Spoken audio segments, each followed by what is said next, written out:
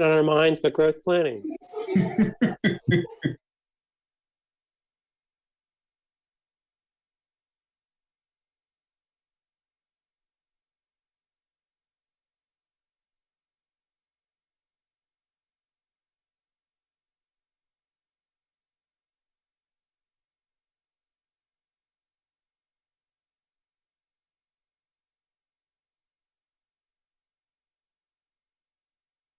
Not our minds, but growth planning.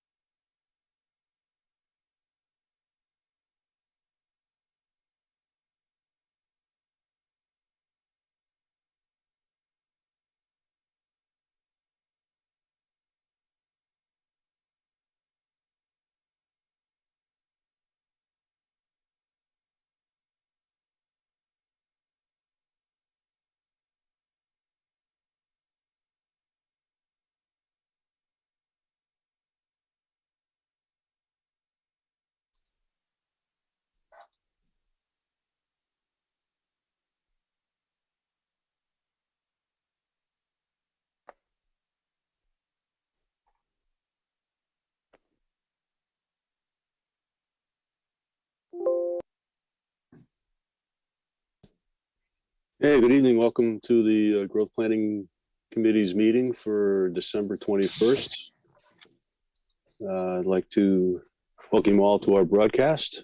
Hopefully you can join us. And if you're interested in participating, please raise your hand and we'll bring you up to the board to express your comments. We are not able at this time to continue to use the chat feature. So we'll start off with our introduction of members and guests. I'm Dan Saunders. Janet. Hi, I'm Janet Powell. Let's see, Paul. Paul Hogan. Jim. Merry Christmas, James McMahon. Hey, Merry Christmas, Jim. Let's see who else we got from the board. That looks like it. All right, Werner. Warner Gilliam. Eli. Eli Rubin. Excellent. How you guys doing? And then Liz. Liz. Hey, how you doing, Liz? And Hi. Tom. Tom Morgan. All right. Did I miss anyone? I don't see. I think that's Okay. all. Okay, very good. So first, yeah.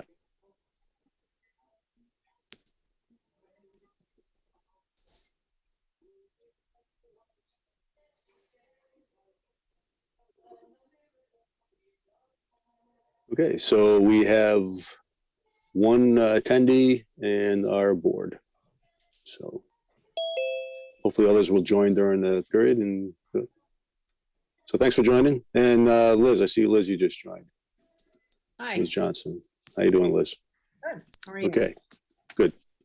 All right, so number Good. We knocked off 1 out of 4 agenda items, so we're 25% done. Number 2 is a review of draft goals, policies, and strategies. So Liz or Tom, you going to lead us through that discussion?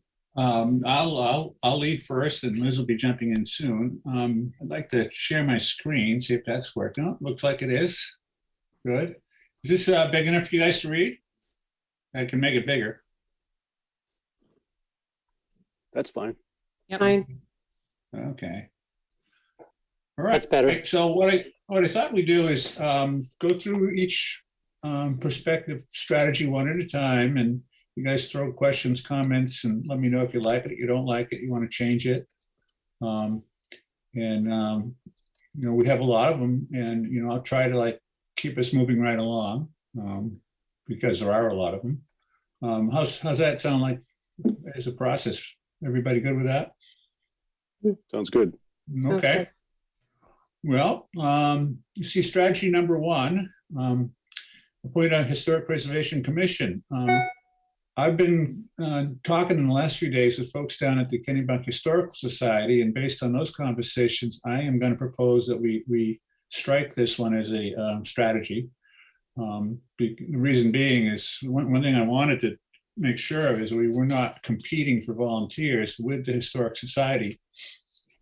And I get the impression from talking to them that we would have trouble finding enough people in town to volunteer for both entities, the Historic Society and the Historic Commission. So I would propose that we delete this one. Yeah, the only good reason to have it here, I would think, is to have somebody sensitive to these issues,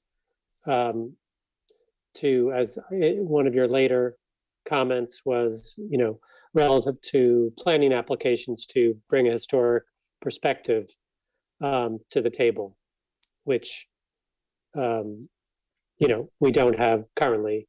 We're very lucky that most people are historically sensitive, and, we haven't lost, particularly in the, down in the village, we haven't lost, a lot of buildings that could have been gone if someone wanted other structures there. So, to me, that's one reason to keep it. Or maybe Okay. there could just be a one person as a liaison between the Historical Society and the town, or whoever is on the other end. I like that idea. What's everybody else think of Liz's idea? I like the idea because it keeps all of these strategies in place, and they're all excellent. And they have been set forth, but if there is a liaison between the CP and the Historical Society, it seems like we could have it covered. Yeah, good one. I like that. Any other comments on this one? All right, well, we'll rewrite it to reflect that revision.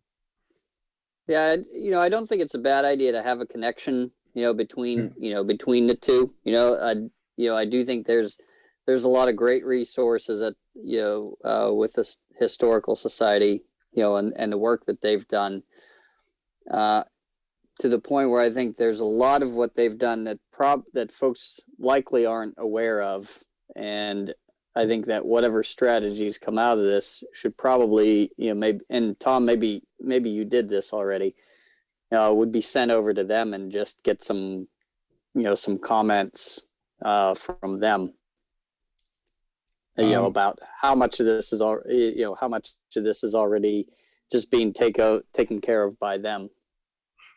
Okay, well, those were the conversations I had with the, and I'll share some of that in a few minutes too, with some of these other strategies, Werner. I wanted to make sure that just what you said is that we're not proposing something that's already been done or was already underway. Any other comments or questions on our first strategy, which is line number 2? Okay, we'll reword that to reflect the revision that Liz proposed. Next up is line number 3, implement a local history program at the consolidated school, coordinate efforts between local historians, residents, parents, friends, and teachers at the consolidated school. What's everybody think of that? Did that come from them? It did Historic not. Society? No, I was belated in my communications with the Historic Society. I'm glad I finally caught up with them, and it's, I had a good conversation, but it did not come from them. Some of this, and this one in particular, is a carryover from your 2012 comprehensive plan. So that's the origin there. I'm sorry for interrupting. Yeah. I do know that Terry Bald over at Graves does there is an annual essay contest on a historic place or person in town. And I know Joyce Butler was always involved in helping to judge the essays. And because of COVID, it was interrupted last year. But I'm wondering if, when you say implement a program, maybe, confirm that there is enough of our local history infused into the curriculum that serves the kids of the town to know about their town and their history. I think it might be a little bit of an overreach to get involved in, curriculum, but I think a good conversation would certainly be worth the time. I had 4 kids go through that school. The last one just graduated 2.5 years ago. There definitely is some local history that is taught. I think it's sort of teacher dependent or grade dependent. And there is some local history also taught through the field trips with the trust. So the trust not only, takes them out and teaches them about the tidal pools and all that, but also they do, at least they did when mine were there, to gristmill, and they learned about the boat building and the importance of all that. And they actually dressed up in the period when they went to gristmill, and it was really cool. And that was trust run. That's good to hear, Liz. I'm starting to get the sense that this line number 3 is already underway. It's already covered. So maybe we say continue and continue the efforts, and mention the 2 groups that have been involved, also the library and the trust. Okay. And we can do that. Any other comments, suggestions on this one? No, I think that makes a lot more sense, is to continue the support of the groups that are already doing this. I agree that trying to, put forward some kind of interjection with a curriculum at the RSU would probably be a little bit tricky. Yeah. Okay. Well, we don't want to get too tricky here. Let me ask one question, just because we did have an awful lot of support ongoing, continue type strategies in the 2012. And I always wondered if that was really worth putting in the growth planning committee as part of a strategy. And I want to get your opinion, Tom and Liz. Is that something we should do in order to maintain a connection to the plan, to that action? Or I saw that those then, I thought it was kind of redundant. Yeah. So I've actually deleted some of them from the list. I said that's, it's kind of self-evident, that the growth planning will be involved. Right. So like for this one, if it's something that's a program already in place, do we need to have it as a strategy to say continue? I guess this is really the question I'm asking, or should we? I had that question too. And if you compare the 2012 with this draft, you'll see I deleted the word continue like crazy. Yeah. I just don't want to add them if we don't need to. Yeah. If it's important that we do in order to maintain the program's consistency with the plan and all that, then I'm okay with it. I'm thinking maybe it's better in the text than as a strategy. But kind of my thoughts with these strategies are things that we need to do that either are just being thought of now by the town, right? With, like this, for instance, the silver jackets going down the dock square and seeing what we're going to do about sea level rise. Absolutely got to support stuff like that. Yeah. Versus things that are really kind of in place and are occurring unless we really feel they need to be updated, changed. Mm. So I want to avoid having, 200 strategies that Mhm. just makes it overwhelming, and really kind of focus on things that we really should do, that we've picked up in the plan.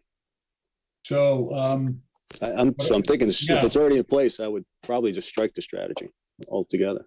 should we move it into the text of the chapter then, or strike it entirely? I think in the text of the chapter, it might be a good place to just add a sentence. Okay. How's everybody else with that idea? Yeah, just acknowledge that it exists. Yeah, Yeah. we'll do that in the chapter. We'll take it off this list. Okay, good. Dan, I like your idea of having less than 200 strategies too. I think, I agree. I think that's a good point, and I think that there will hopefully be opportunities to move a lot more of the strategies out of this list. Mhm. In certain situations, I think it's probably important to say continue if maybe it's a really specific land use item that has been controversial, and the growth planning committee feels, that they want to continue XYZ, that might be worth including, or if it's directly tied to a state, one of the strategies required by the state that's not otherwise covered by other strategies. For instance, there's a set of, which we've reviewed, you may recall when we went through all of the chapters, we talked about the state goals, policies, and strategies. Mhm. State strategies don't have to be included verbatim, but they have to, the essence of each strategy needs to be included somewhere in some fashion. So there might be situations where keeping like the continuing strategies is important. Okay. But hopefully we can strike a lot of them. So as a question of the structure, do we need to be incorporating in the state goal, for that, just so that we're aware of what that is? So Tom and I have incorporated the goals, policies, and strategies, but kind of reworded them and made them more local and applicable to Kennebunkport. So when we drafted the strategies, we used the information that we gained developing the chapters, talking to the planning committee, the public input, the 2012 strategies, and then also the requirements of 208. So they should be in there. If you notice something that you don't think is covered, a state strategy that you don't think is covered by one of the strategies that we've identified, then certainly we should rethink what we have. Do we need to be able to lead the state to be able to show that, hey, this strategy, it's a state requirement. This is what this does. The information that I received from talking to the Tom M at the state. It's very His long name. last name. There are a lot of Toms. Was that no, we don't have to do that. Okay. We just have to cover, and we don't have to list the state strategies. We just have to cover them in some fashion. And he admitted that they weren't the greatest strategies, and so my impression is that tailoring them to meet the needs of the community is recommended. Yeah, and I would say. assumed. They've also been around for a while. They're getting a bit dated. Okay. Okay, yeah, I mean, and that was more my question of, do we need to, how much do we have to lead them kind of by the nose along along the state strategies to show that, see, here's your strategy and here's how we meet that. But if the feedback that you're getting is that we don't need to put it in there, then, by all means, Sure. Yeah, I like the fact that they're more town focused. It's like Warner said, I just want to make sure we don't have to get something rejected because they don't see what we see. Line Good. number 4, create a detailed survey of Kennebunkport's historic structures. This is a type of exercise that cities and towns have been doing all over the United States over the last 50 years. Not everybody's done it, and I've discovered that Kennebunkport is the town that has not done it. It's a valuable exercise, and it creates a record of how these historic buildings looked, in a given period of time. And you'd be surprised 20, 30 years from now, people will kind of forget what it looked like. And these records are really handy. One instance where it came in really valuable was remember the grist mill that caught on fire and burned down on Mill Lane? Yeah, well, it was fortunate somebody did do a lot of detailed study of that before the fire, and because that's really all we have left of that is those detailed records. But so I personally think this is a great strategy, great recommendation. Getting somebody to actually do it, that's another question, but I think it's a worthy strategy. I don't think Eli has anything on his plate, so let's give it to him. And yeah, this would be one of those ones where I would check with Historical Society, because my guess is that 90% of that data is already compiled in some fashion there. Well, that's exactly what I asked them, Werner. And it turns out that there's a lot of work was done in the 1970s and 80s in the village in Cape Arundel. Yep. That's pretty much the only place in town it's been done. And what we're talking about is a town-wide survey, which would take in Cape Porpoise and all these outlying farmhouses and other historic buildings scattered all around town. Yeah. Maybe we could insert that town-wide survey instead of just detailed survey, because really it was just in those 2 areas where they added those little salt box signs. Right. Yeah, so those areas are well covered, but it's the rest of town that is not.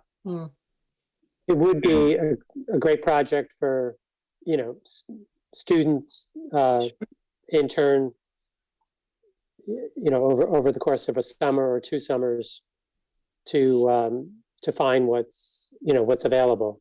There were some historians from Goose Rock's Beach, so there's a lot of data from there, which I think has been given to the Historic Society. I think during the early part of the pandemic, the Historical Society digitized all the records. So, and there was a lot going on in terms of identifying houses and who lived there. So I think that's pretty much completed, according to Sharon Cummings. Right. So I asked Sharon what she thought of this idea. She thought it was a great idea, but then she says we don't have the resources to do it in the near term. So that's going to be your catch. This is a 2-step process for us. First, we're highlighting ideas that are good and strategies are good, and then we're going to figure out how is it practical or feasible to make it happen. But tonight we're just talking about ideas that are good. So. What's everybody? Should we leave this one on number 4? Or we like this one or no? I think we should keep it. I think we should keep it. It's very important. It's a keeper. All right. Number 5, promote awareness of historic structures and districts that are listed in the National Register of Historic Places in the Historic American Building Survey. For a town the size of Kennebunkport, you guys have a wealth of National Register material out there. You have 2 large districts and a dozen properties that were listed individually. Plus you have 4 buildings that were recorded by the Historic American Building Survey back in the 1930s. So Kennebunkport is rich in this regard. It's not plainly evident to everybody. I remember when I was writing the chapter, I had to really dig and dig and dig and I kept discovering one after another because it's kind of buried in the archives in Augusta and Washington, and it's not accessible. Yeah, I think a lot of residents would be surprised that just how much has gone on back 40 and 50 years ago. Strategy 4 and 5 are very linked. It sounds like someone needs to do that townwide survey and include, once that's done, and all that data is figured out where and what buildings and areas and villages and whatever, combine all of that with number 5 of promoting that information plus the awareness of the historical buildings that are on the Mhm. register. Yes, I agree, Liz. It's a two-step Very right. process. So is 5 a keeper? Yeah, Okay. Line number 6, update the historic building plaque program to include structures and sites dating to mid-20th century. Back in 1975, the Kennebunk Historic Society did a lot of research on the older buildings, and they had a plaque program, and people could hang on their houses if they wanted to. And they basically they got all the buildings in the village that predated 1876. That was their cutoff at the time, back in 1975. So this proposal would modernize that program to bring it up to include all the buildings that were built in the late 19th century and the first half of the 20th century.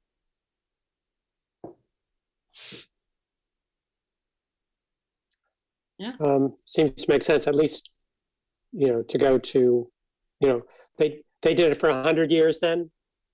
Yeah, that was Interesting. commonplace actually back in that period. Yeah. People in the 1970s thought, a lot of historians thought, well, anything after the Civil War is historic. Time moves on, and now we're looking at yeah. the Victorian era differently than we used to, and we're looking at the early 20th century differently. They took the literally defined antique, something that's 100 years old or more. Right. Yeah, it was 100 years after the Declaration of Independence. So but that was common. Kennebunk wasn't the only ones that did it that way. Yeah. I So, think it's a good idea. It's just the manpower to do it. It's Right. Right. work. I mean, Yeah, that's yeah. writing off. That's a big strategy.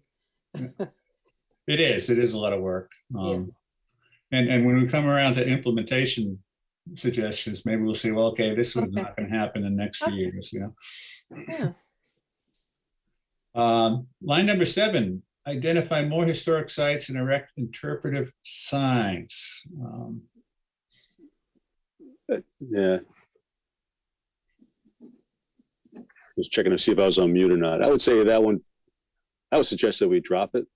I mean, if we can get that detailed survey done, we should pick that up, right?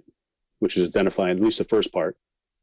Well, the difference, Dan, is the survey will just do a report for each building, whereas number 7 is more open-ended. It can describe historic events that happen in a certain part of town Mhm. that aren't necessarily associated with a particular building. Right. Right. And it certainly ties into making the town much more visitor friendly. I mean, when people come to town and they can very readily see, oh, I heard about that Hatton's Berry Farm. That's not a berry farm. Look at Yeah. that big house. So just as an example, an interpretive sign could be down near the river describing the history of the shipbuilding. And it wouldn't be pointing to a Right. particular building, but it would be, telling the visitor that, there's a lot of really cool Right. stuff happened on this site 100 years ago. Yeah, I like it. I think keep it.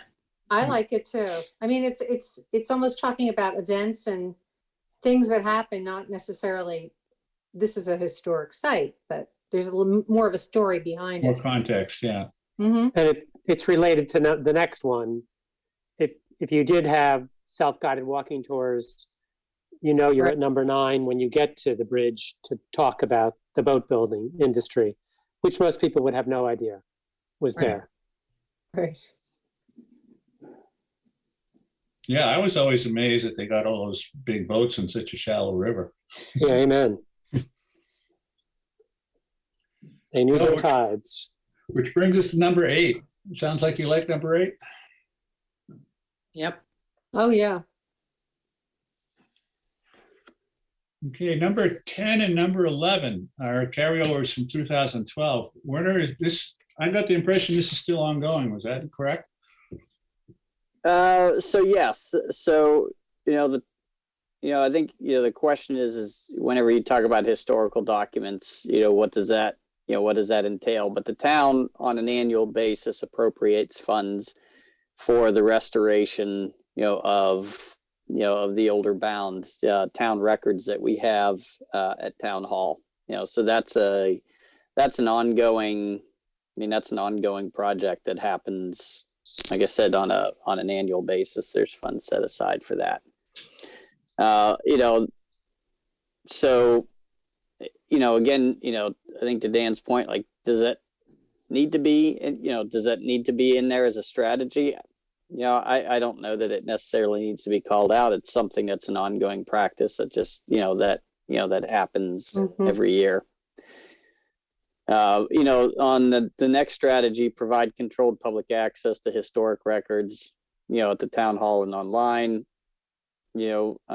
Certainly all those records that are held in the town vault are accessible to the public.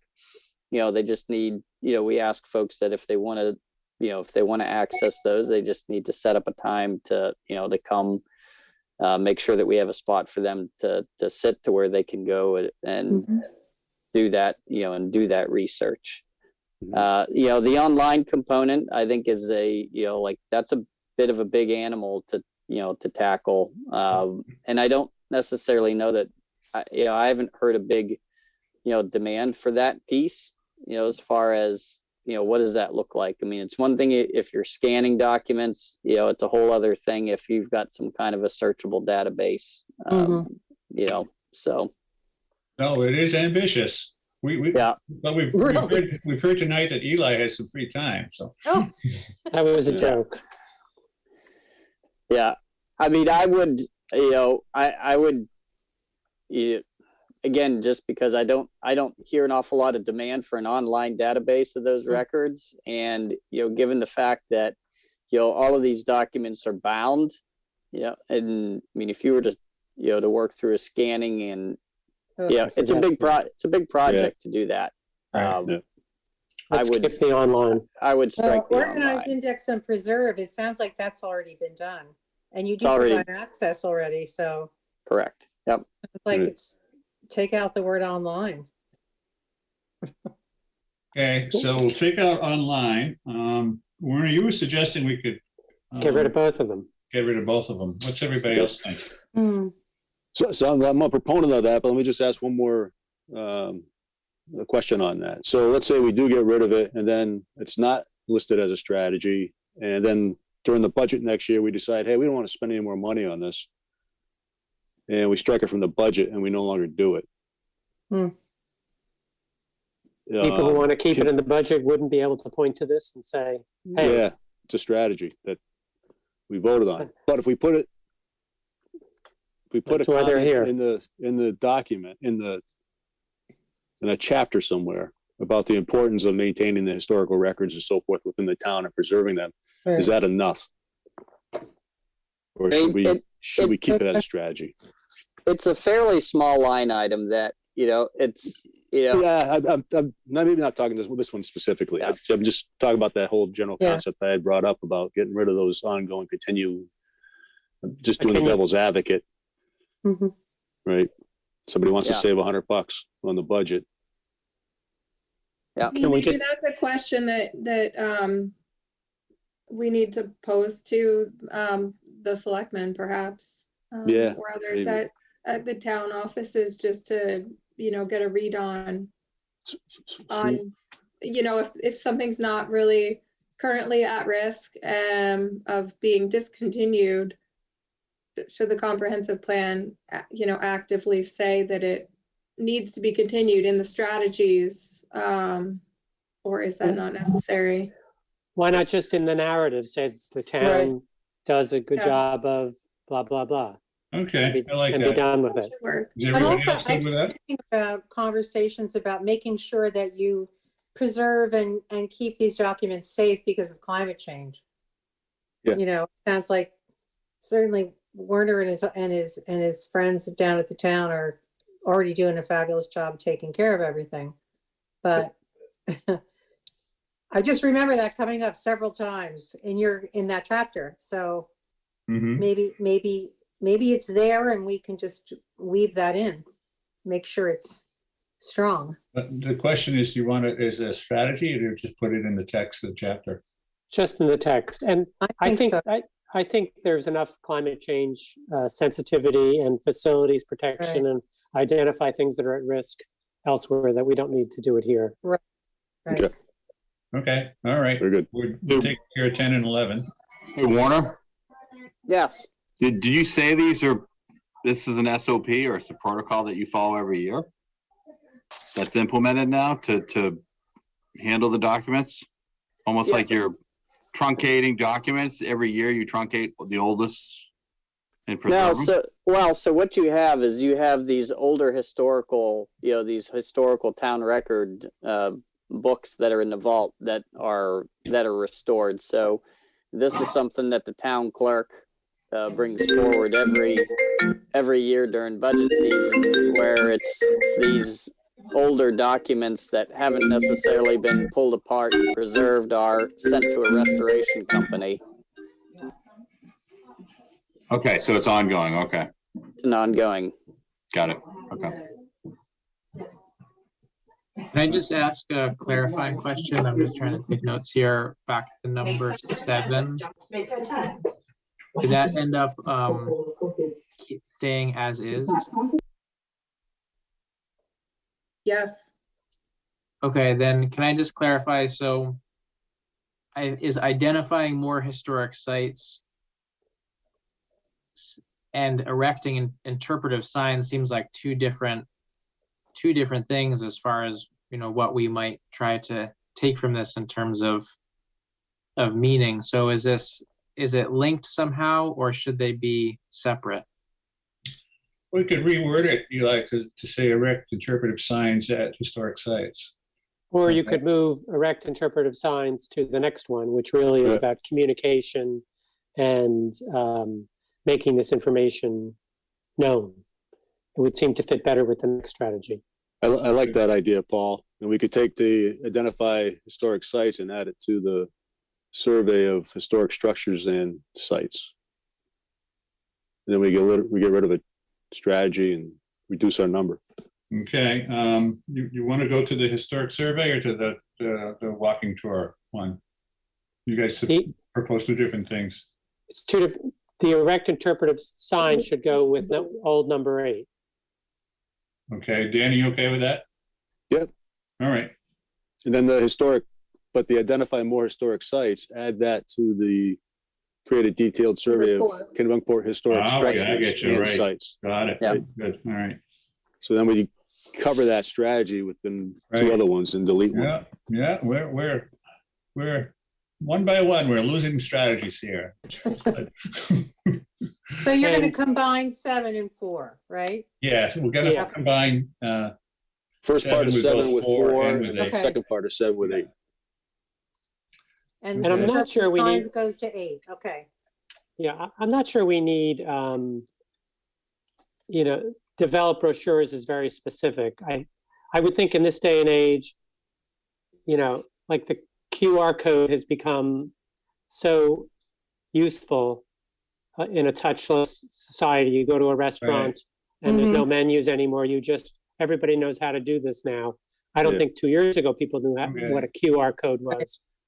But it would be much more helpful to have the interpretive sign have a QR code for the person who's really interested to be able to read more about that topic.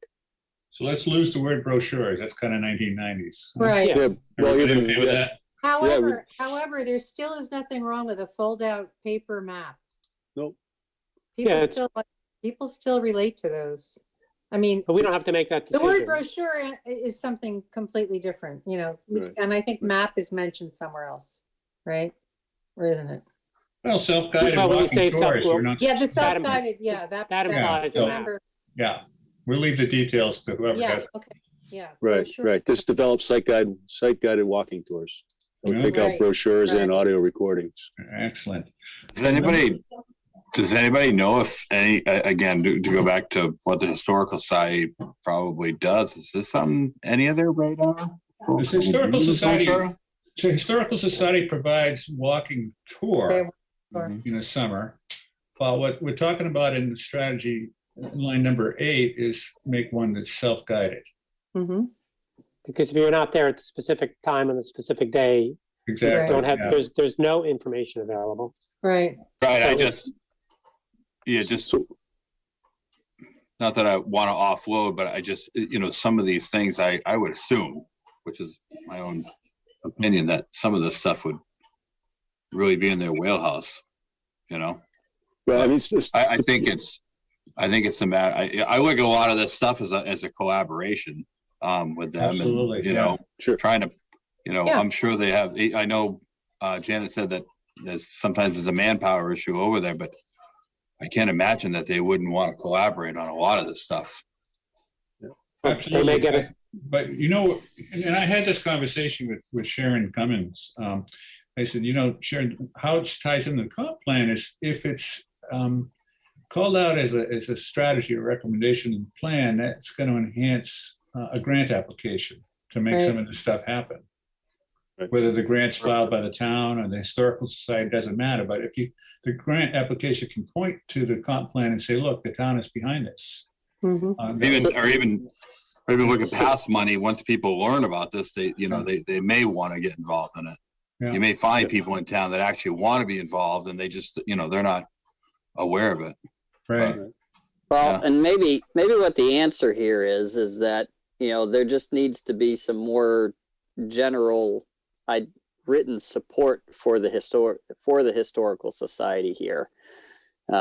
Because this strategy could very well say support the Historical Society in creating a self-guided walking tour. Whether that be with data, or whether or not that be with, if the Historical Society comes forward with a budget request, to help support, the Sure. creation of that type of tool. Does it make sense to somehow put wording and help support and collaborate with the Historical Society? I don't know if the goal, I can't read the goal up top. I don't know if it's promote and preserve local historic heritage, yeah, I think I'm it's sorry, the same. policy. It's the same kind of language that's in 19 below. Support the rapid response efforts of the Cape Porpoise Archaeological Alliance. Right. We should have one that says support the Kennebunk Historic Society in its efforts.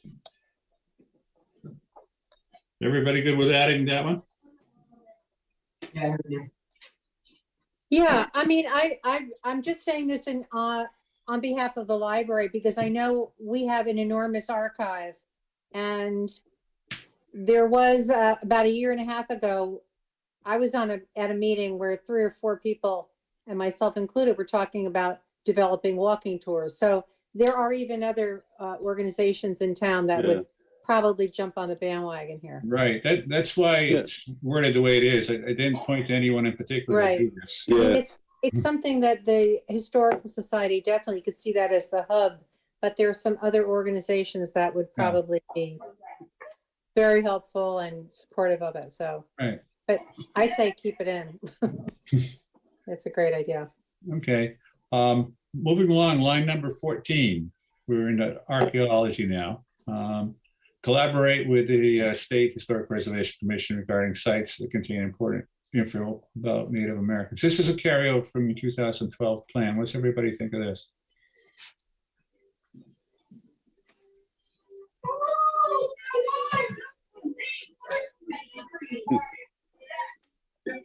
I'm assuming nothing has happened.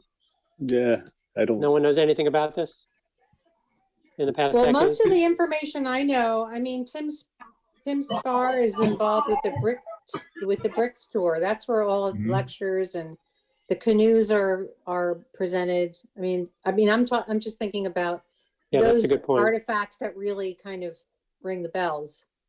And I think that's going on. But in terms of, if we're talking about the physical site where the canoes were found, in Cape Porpoise, or where the I never can remember the word. It begins with an M.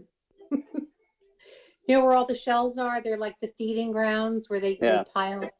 Shell I always wanna midden. say minion or Midden, minion. yeah, midden. Midden. Midden, thank you. But they actually can't put that on the map. No, because somebody will steal them. There's some sites that you can't advertise because they would be destroyed.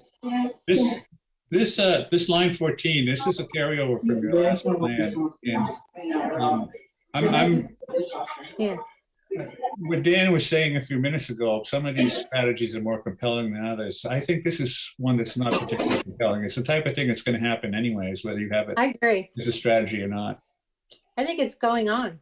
Yeah. So you guys okay with deleting this one? Sure. All right. Next up is number 15, line 15, develop an ordinance to protect archaeological sites. I like that. This one would be most relevant. Yeah, I'd make a recommendation that if yes, the mute, we're getting a lot of background noise. It might be hard for Yeah. our folks to hear. And then if you unmute, you have something to say. And we have to do that a lot at work. Yeah, thanks. Thank you, Dan. So 15, what's everybody think of 15? Develop an ordinance. So what would the ordinance, what would the goal of the ordinance be? Well, it would mostly catch real estate developers before they tear up the ground. There will be some regulations saying, we have reason to believe there might be some archaeological sites in this area. You got to hire an archaeologist to do a preliminary survey. It is ironic because they really can't mark the sites. So in a way, it would be a very protective measure to say that, because of their unmarked locations, I mean, that's the rule. Right. These sites need to be protected just as our marine and natural resources do. And I think an ordinance, I think it's a great idea because it would, you think about development, someone trying to build a house or somebody trying to, add on or build something else. I don't know, but I would definitely keep that in. I would keep it in. The way it typically works is that, say there is a large development. What the developer required to do is pay the archaeologist to go recover whatever artifacts they can and make recordings of what they found, knowing that the site is going to be disturbed. So they're not going to stop the development. They're just going to slow it down a little bit.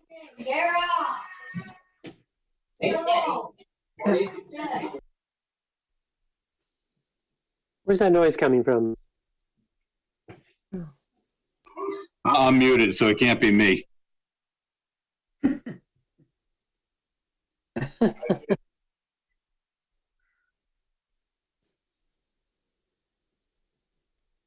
Well, it's quiet now. So, Era, we're okay with keeping 15? I like it. Yeah. Okay. All right. Yes. Line number 16, educate property owners and developers on the importance of archaeological remains. I think that the question, with this always comes into so what does that look like? Is the expectation that every time somebody comes forward with wanting to build a home on a private lot, that there be some type of a process that goes through, I don't know who, to determine whether or not there may or may not be something there of historical significance. I think it makes sense for larger scale developments in terms of, if there's a larger scale subdivision, something of that nature. I can tell you that it certainly does happen whenever there's any type of intertidal projects. Those all go through Maine Historical. Anything that's related to a dock or a pier or a dredge project, But maybe- they review that. But maybe it could be as simple as, for example, in Arundel, if you pull a building permit, the neighbors get notice of that. In our town, we don't do that.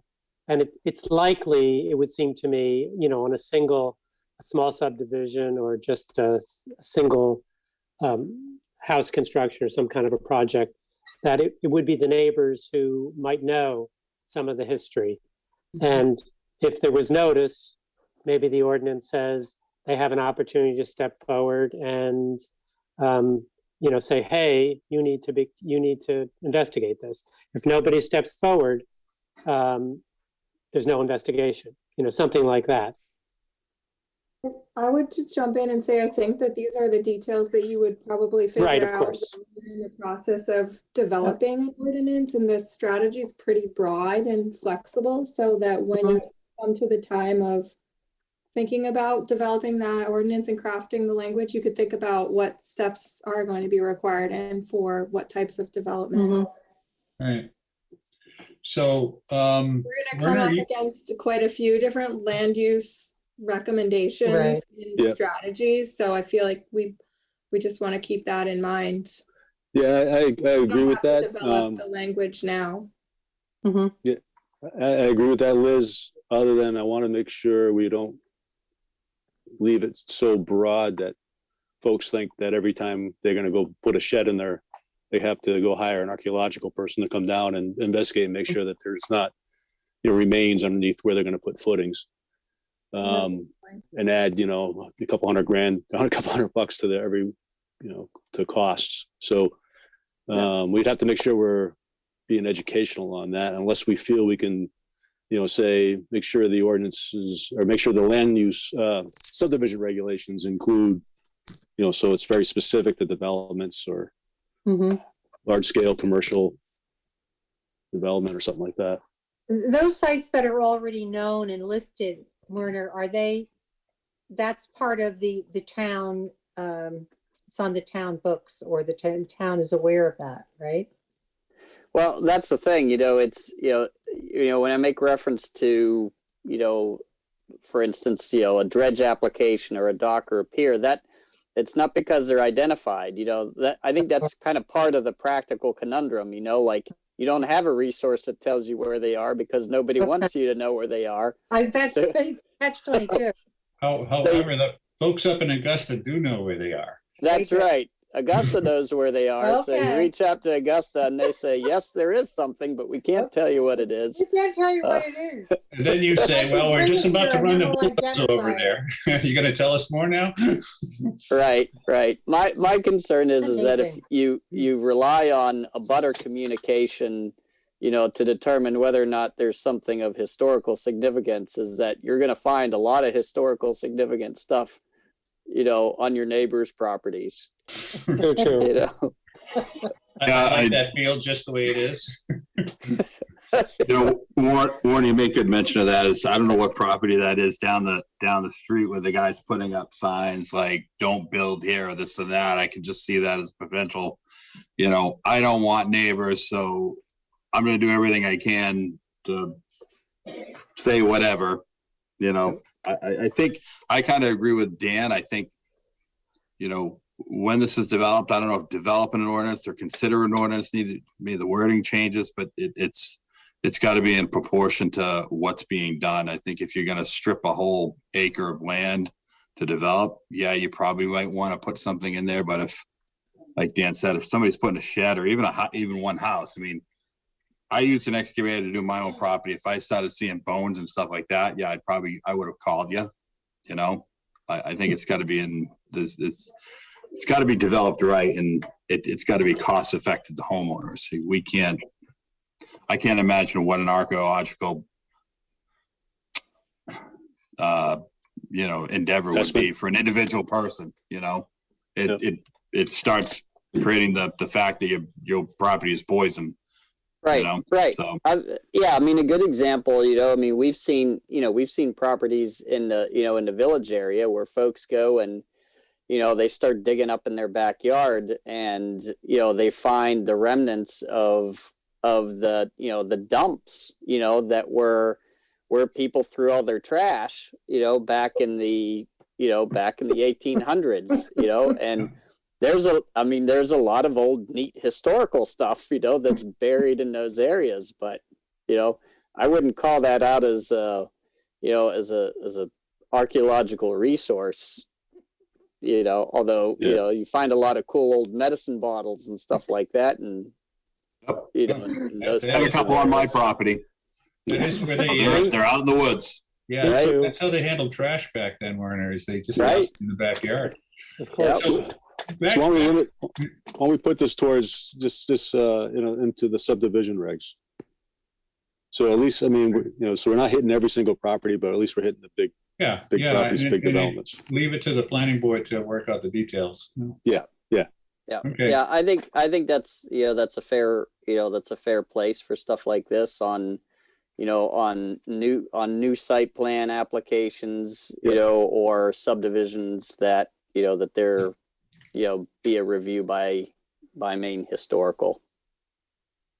Okay, so number 16, what's your feeling on that? You want to keep it, save it, change it?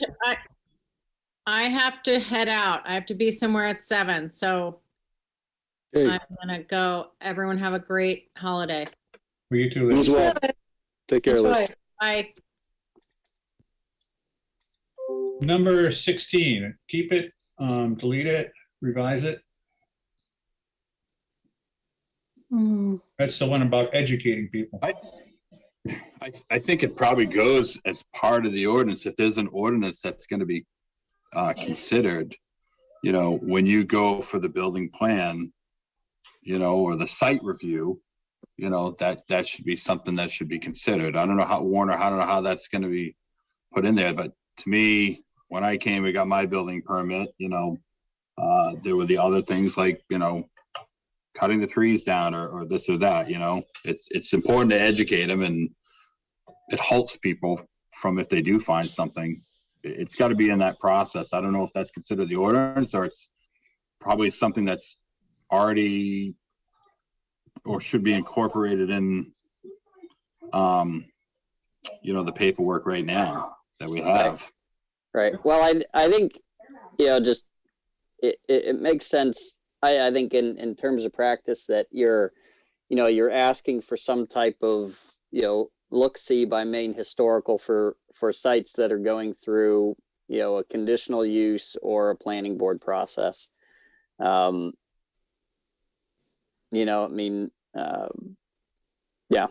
That really just says, yes, there's something here, or no, there isn't. Right. So one way you could, Jim brought up a good point. One way number 16 would work is if you guys had a little flyer, you pass that with building permits. Saying, just giving the property owner a little general heads up, you might run into something, And this is why it's important. But Same thing, when you start digging, you better make sure there's no gas lines, I like the flyer idea. Just put something in there. I know it's more work for the town, but it probably serves that strategy quick and fast. Yeah. You just write the flyer once and then get the copy machine. But so should we leave 16 in as a strategy or no? Yeah, I think so. Okay. Everybody else okay with that? Mm-hmm. All right. Number 17, coordinate with the Conservation Trust. Preserve sites of English fishing settlements and Native American use of the islands. This is another carryover from 2012. Is this something you want to keep? I think a lot has happened since then to bring it to the fore. I mean, I think the strategy may have been met. Yeah. in the past 10 years. So we can lose this one? I'm not 100% sure, just from what I know. I sent my husband to summer camp for a couple of days to build fishing weirs a couple of years ago, and that's what they were doing. So I mean, I know they know what's going on over there. Okay, so it's great that it's happening. The question is, do you want to carry it in your comp plan? I think if anything, because I look at that strategy, it says coordinate efforts, and so I ask, who is coordinating what? Right. Well, Yeah. that would be you, Werner. Right. And so I think it's, I think this is another one of those that it's, it's supporting the Conservation Trust, in Right. their efforts to preserve, these things, Okay. because they're the Solid ones support. already doing it. Right. And I All think right, everybody support. like that? Support instead of coordinate? Perfect. Good work. Good, well, okay. I just look at that and I'm like, I have no idea what you know. want me to do with that. Okay, You we'll have to support call them. them twice a year. Line number 19, support the rapid response efforts of Cape Porpoise Archaeological Alliance. Everybody's- Sorry to interrupt. I think we may have skipped over number 13. I just wanted some clarity on that. 13 is a policy.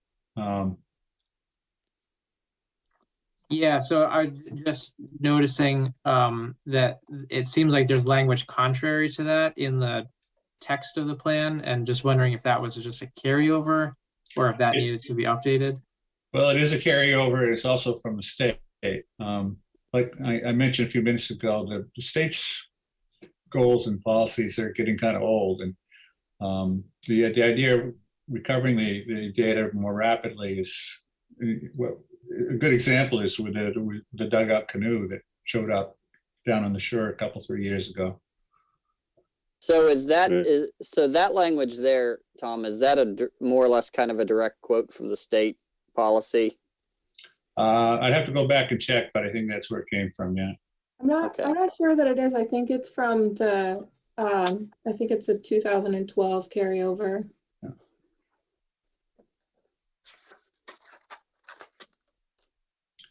But in any event, policy number 18, that's in response to climate change and, noticing things are getting kind of more disrupted down by the shore. So the old strategy of just leave it alone and don't tell anybody it's there might not be a good idea. Because it might be time to get out there, as the Cape Porpoise Alliance said, we gotta move now, or this thing will be lost. Yeah, so I'm looking at some of the older strategies here, and so they're worded. Some of them are worded slightly different. Like one of them is encourage professional archaeologists to study all prehistoric and historic sites. And so when we think about like what does that look like for supportive language in ordinance, there's consistent language in the town's shoreland zoning, and also, by default comes that way via the state shoreland zoning language that identifies those types of activities just as permitted uses, right? So there's no, like if, you're doing an archaeological dig for, for the canoe, for example, so that's a permitted activity that is, that's allowed to happen. You've got professional archaeologists doing that. They don't have to go through they don't have to go through a town process to be able to do that. So I think you're really just supporting that continued, I guess, regulatory hands-off practice. So Werner, it sounds like you're okay with the wording in number 19 then, huh? Yeah, that's fine. Yeah. I mean, Okay. I don't have any issues with, with that. I point out, like, people ask, well, what does that mean? Well, it means that we don't have a lot of regulatory hoops for archaeologists to have to jump through at the local level to be able to do this. Okay. Everybody else good with 19? Good. Yep. Okay, number 20. It's very similar. We got a lot of shipwrecks offshore that have been sitting there down underwater for a long time, but as the storms have become more severe, some of those could get dislodged. Do you have a wetsuit, Tom? A what? A wetsuit? I do not. No, I was not volunteering to do it myself. Okay. That's the whole thing with the comp plan. This is what we tell other people to do. Are there people doing this that we know of? Are Um, people, do they need permits? I don't know if they need permits. I don't think they do. I do know that it's a thing. Underwater archaeology is it's a a cool thing. thing. in They're graduate looking, they're school, looking for treasure. Yeah. in graduate school, I had a part-time job with the Lake Champlain underwater archaeological program. So it's not happening so much off of Kennebunkport at the moment, No. but this is happening. In warmer waters, I think there's a Yeah. lot going on. Right. Does the Cape Porpoise Archaeological Alliance have any part in that? Is that in their wheelhouse? I'm just wondering if we can combine those two. I don't know that they have that capability, Jim. No. That's very I mean, specialized. you do need a wetsuit Real to do special number equipment. 20, yeah. I'm sure some of the dredgers have caught on some of those anyways. I'm just wondering if there's a way to combine the two. Support, we want to, because of the climate change, we want to support, more of a rapid response for that alliance. But, Right. to me, that's, we want to do the both on two of them. Can we just combine them? Yes, we can. in a way. I'm good with You know. that. How's everybody else think about combining them? I'm okay with that. Sure. Okay. Well, consider them We- combined. Yeah. What What are we gonna do when we find the shipwreck? We're gonna spend We're gonna thousands of split the dollars to pull it treasure up? Equally. We're gonna Well, divide it up. Or mark it We with a don't have blue to do volunteer. much. I mean, what was going on in Lake Champlain is it was mostly being driven by people who like this scuba dive. Yeah. They love going looking for this stuff. It just gave them kind of an official purpose. Let me tell you something, Dan. If there's an archaeological site on my property, I'm charging tickets. So Okay. you can come. Yeah, you won't get me money. Won't get any money from me. Moving forward. All right, moving forward. Number 23, this one, this might be controversial. So if you want to lose this one, don't be bashful about saying so.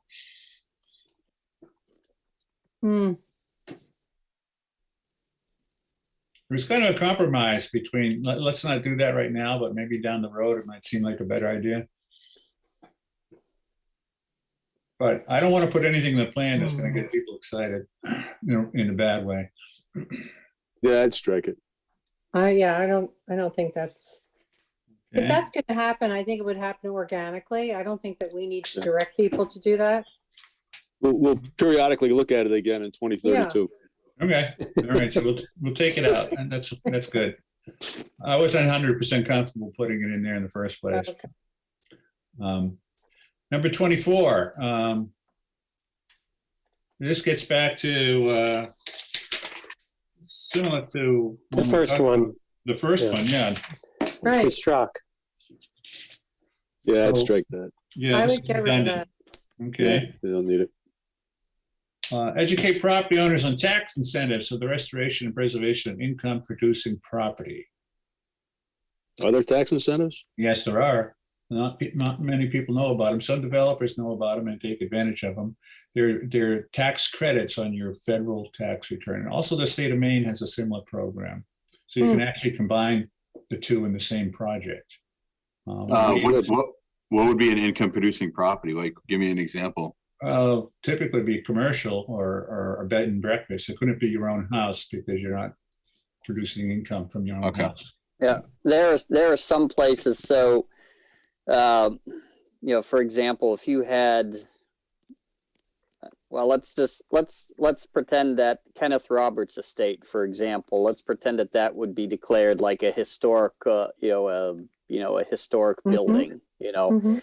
and let's say it was of such a size that you could develop affordable housing there, So like if you had a historic, if you had a large, historical building that was being considered for something like affordable housing, you could, theoretically here you could apply for, those historic tax credits, that would, govern kind of how the building is sort of restored, maybe from the exterior.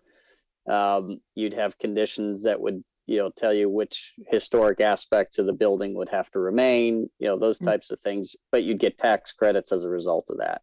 Right, and we do know who's eligible because the eligibility criteria is the property has to be listed or declared eligible for National Register of Historic Places. So that would take in the village, should take in Cape Arundel, and also Dock Square. So all It can be a big deal. Hmm? It can be a big deal. For Yeah, The right project. Yeah. The only thing that concerns me is that income producing. I don't think we want to attract people restoring houses and then renting them out again. Well, we have zoning and we have a short-term rental Yeah. policy, so. It doesn't typically show up on that kind of micro, level, Janet. It's like a big mill building. I'm If you have a glad. big mill building and you want to turn it into a hotel in Biddeford, I'm sure Right. they're getting these tax there you go. credits. Yes. Right. Yeah, because the credits are pretty generous. Yeah, or something, say the post office, for example, we're being converted into something else, Right. then there could be something like that might be eligible for historic tax credits. Right. Well, that's Okay. in the village. That's on the register. So, okay, so it sounds like we're okay with leaving 25 Sure. in. Mhm. Okay. 26. I put it on there originally because I couldn't recall the prerequisites for it, but I've since found out what it is. I couldn't remember if a prerequisite was that it had to be in a national register historic district or a local. Well, I did some homework on Friday and called up the state, and they clarified it for me. It is tied into a local historic district. So I'm going to propose we strike 26 because we've already kind of made the decision. We're not going to have local historic districts in the plan. Okay. Everybody good with that? Yep. Okay. Number 27, this is more another educational strategy. There's a lot of enthusiasm for making old buildings energy efficient, but sometimes people who don't know what they're doing do some damage. So this one is basically saying, make an initiative to educate property owners to do it right, that they get their energy efficiency, but they don't screw up the building in the process. Sounds good. I Okay, number 29.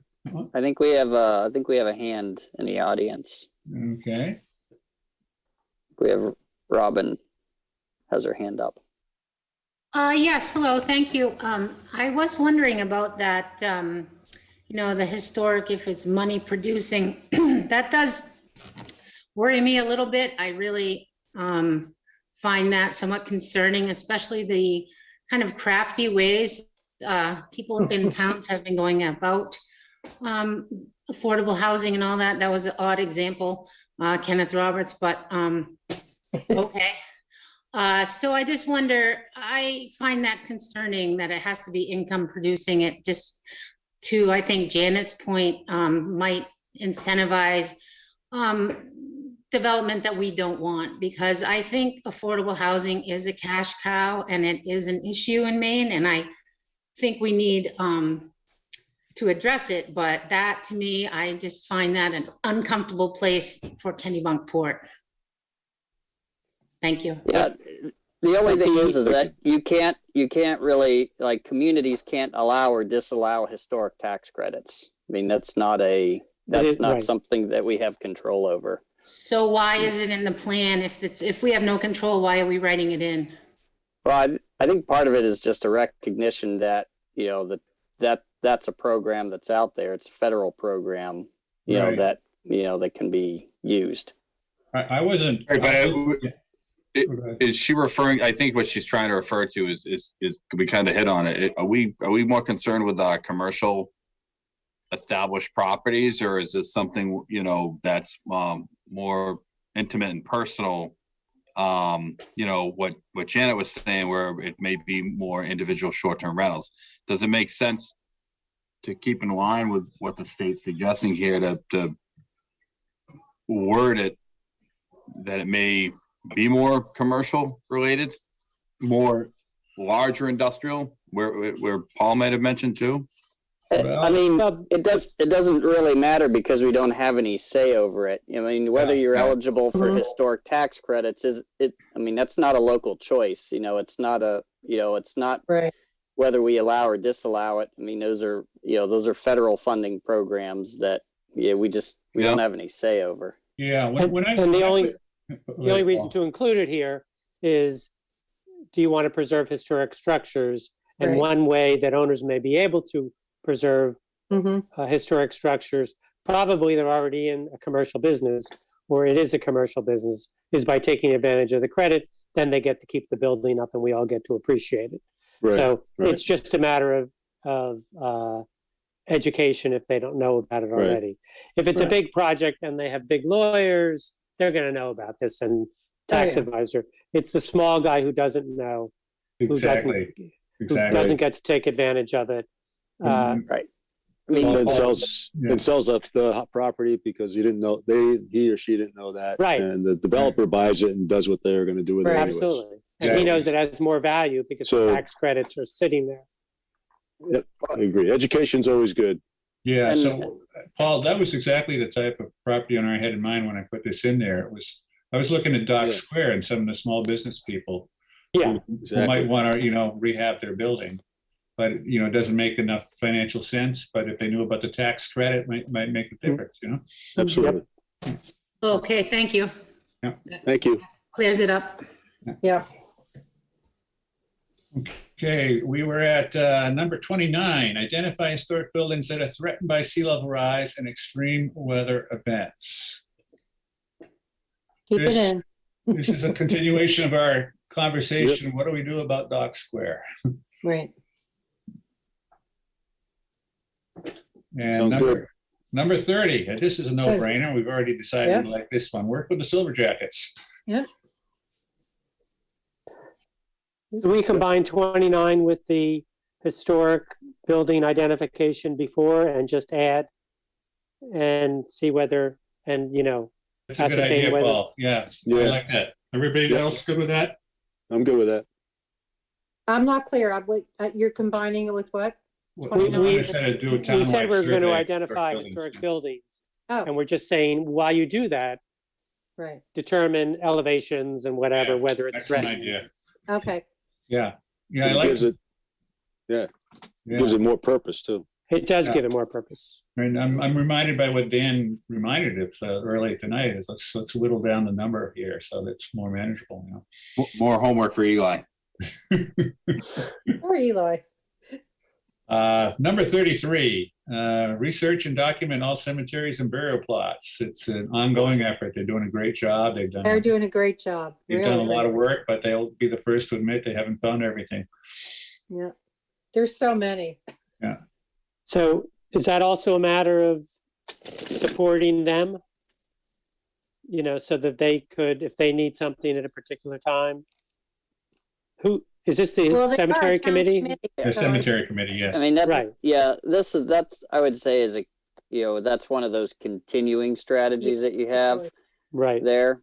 And, it's in that similar vein of, do you feel the need to have it identified separately in order to support budget requests that come forward from them each year? I don't know. I think I don't see the town having any issue with, funding the work of the cemetery committee. No. Aren't they already, Warner, they're already established, right? Oh, yes. Yeah. Oh, yeah. Yeah. They're been So around if they're for quite a established, while. and they have a budget, So, can we take this out? If they're already established, it's known, it's not going away? Yeah. I think that's the question. I think or yeah, I think we're all on the same page. You might be able to combine all three of these into one, where we're supporting the cemetery commission, right? To do all these different things. So how's everybody? I like that, Dan. What everybody else think about combining the three? I think they agree. can be combined. You can play Okay. around with Okay. Yeah.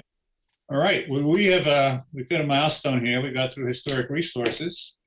oof, Actually, I have one comment. Can we go back up to the policy 13, line 13? I just want to jump back because Eli had a comment about that policy not jiving well with the strategies under it. And I think we edited this policy already, and it might have been a matter of track changes. But I look back in some of the versions that we have the policy written as protect and preserve prehistoric and historic sites, period. Yeah.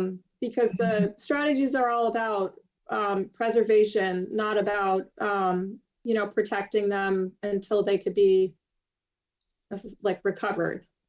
Okay, what's everybody else think of that change?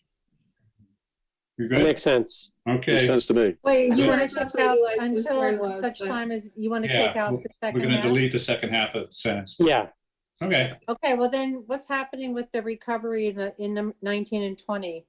that's the that- strategy. Okay.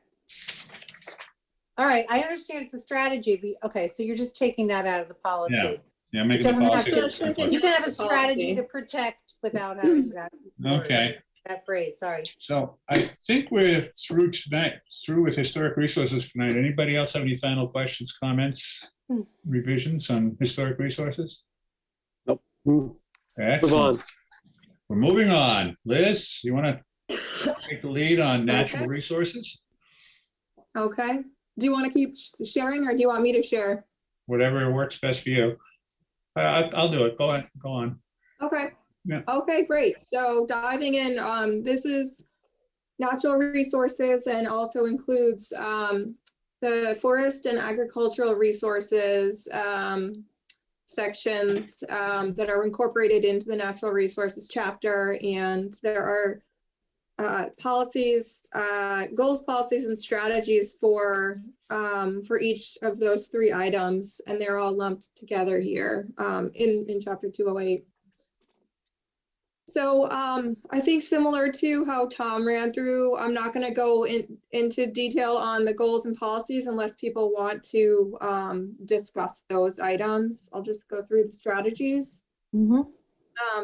First one is coordinate with the Kennebunkport Conservation Trust to protect critical and important natural resources through purchase of land or easements from willing sellers.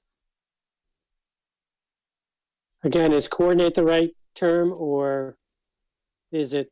I think coordinate is the right, well, my opinion is that it is, because if you're working with the land trust, the town, we don't know exactly what the town's role is going to be. If the town is going to end up being the owner of the land, or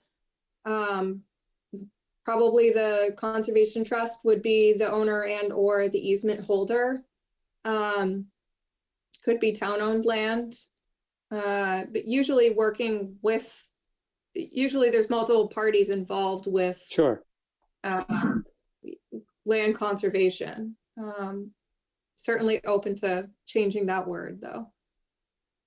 No, that's fine. Yep, that's good.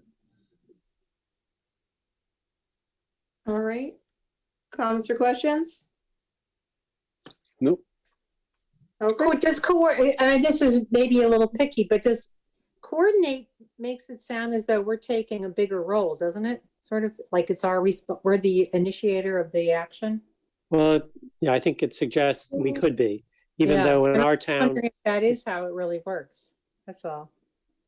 Well, you you're unique in the you sense have that a you have a unique- very active conservation trust. That's what I that is mean. that is right. And so and that's unusual, in a lot of other communities, the town, it's the town that fills that particular role, with, the identification of those pieces and, the holder of the land or conservation easements. And, that's again, the Kennebunkport is unique that you have such an active conservation trust that that handles that piece of it. Do you think support is a more appropriate word given that relationship? I mean, is the town going to be actively going after conservation land and or conserving its own land? I mean, it hasn't had to go after available land because the trust has taken that lead role and is talking Okay. with the property owners and has Exactly. developed those relationships over years. The town's been lucky. It hasn't had to. So I think, changing that language from coordinate to support the conservation trust in their efforts, I think it's makes more sense. Yeah. I agree. Yeah, I think it probably makes sense. I the Conservation Trust, what's 25% of the land already? I think there's gonna be some people that may raise hands. Knowing that property that's coming off the tax roll, that's not gonna be taxed, that will ever increase, go up, you know what I mean? I'm sure there's people that, I think we got an email from somebody that even suggested, considering putting in here like a pilot program for that, that if as that increases, the burden goes on the taxpayers to pay that property tax.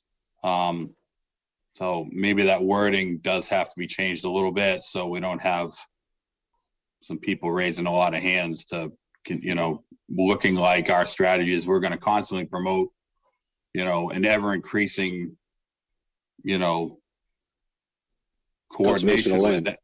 Right, conservation of land, and where does that stop? Again, we're at like 25%. So where does it stop? Or where does it make sense where we consider that pilot program where, if there are efforts to make, if they're generating revenue, where do we tip the scale? So. That's an important question, Jim. Yeah, I don't know if it's, this one's specifically talking to critical and important natural resources. Now, what specifically that means, I guess Well, a vernal pool and, things like that. which we are, could define, right? And not just land for Right, land's sake. yeah, you're absolutely right, because shoreline zoning is going to protect that anyways. I'm sure there's Yeah. federal, state, again, I think Paul brought up a great mention that, the trust does a great job of, Sure. making that their policy. But this is role. right. But this is specific to just, it's not every piece of land in town. It's critical and important natural resources, which I don't think we have to debate tonight what that means. Yeah. Um, Right. But we all know what that Yeah, means. we have outlined that in the chapter. Right, absolutely. We've used the Right. same Yeah, language. Right. So Yep. let's just use the word support Support, Yeah. yeah, I think that's good. because, I think it's good. I included willing sellers in here specifically. I of mean, course. you can't control what someone does on their own property. So everyone has the right to conserve their land if they want to. Absolutely. Right. No, the only mention that I have is the Conservation Trust is a nonprofit. So as that percentage goes up, where does that tax go? So that's the only concern. It's something different that I'll probably bring up somewhere else. And to mention, the pilot program that was mentioned, I can't remember the gentleman that emailed Warner about it. We can move on. Okay, I'll change it to support. Maybe when we think about some language for, stable tax base, we can think about how to incorporate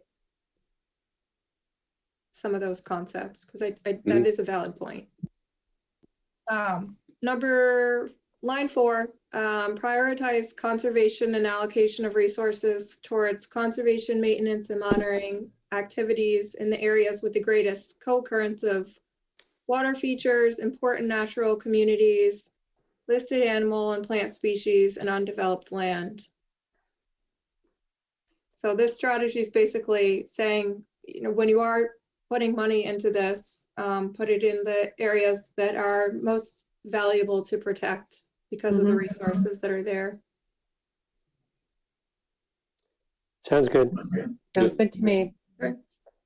Line 5, support acquisition of salt marsh habitat and upland habitat adjacent to the salt marsh by conservation organizations such as Fish and Wildlife, Nature Conservancy, Kennebunkport Conservation Trust, Trust for Maine's Future, and the town of Kennebunkport. I think this was a carryover from 2012, partially. Do we need, and the town of Kennebunkport at the end, since the town of Kennebunkport is actually supporting the acquisition? Right. It Yeah. seems circular. Well, yeah.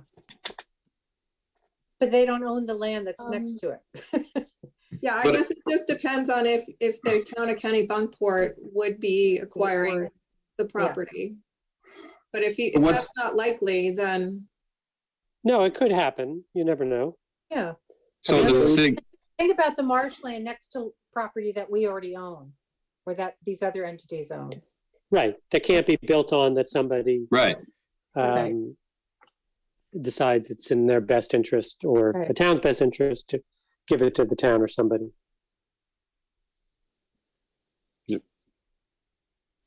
so keep that. the I think last you can, part. I think you can keep it in because it's a keep it. stakeholder.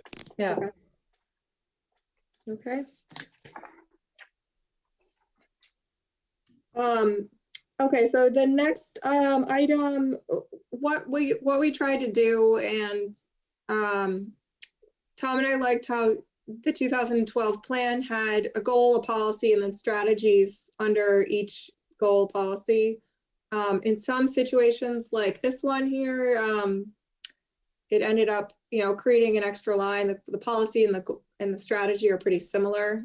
So we can try to work on moving that strategy around a little bit, just to cut back on the number of policies also. Yeah. We did like how you had it aligned like that. The requirements in chapter 208 don't have the, goal, policy, strategy listed out quite like that. Okay. It does look a little redundant though. Number 7, line 7 is conduct a natural resources inventory. This is, I believe, something we talked about during the development of the chapter. Do we have an inventory now?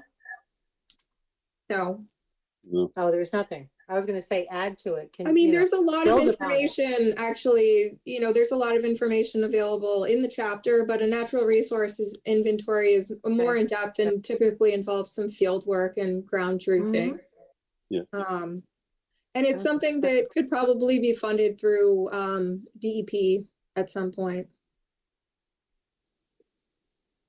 Right. Okay. Then maybe we can work it into 3, 4, Um, or 5 somehow. Because you sort of need that information to help you with those, I would think. Sure.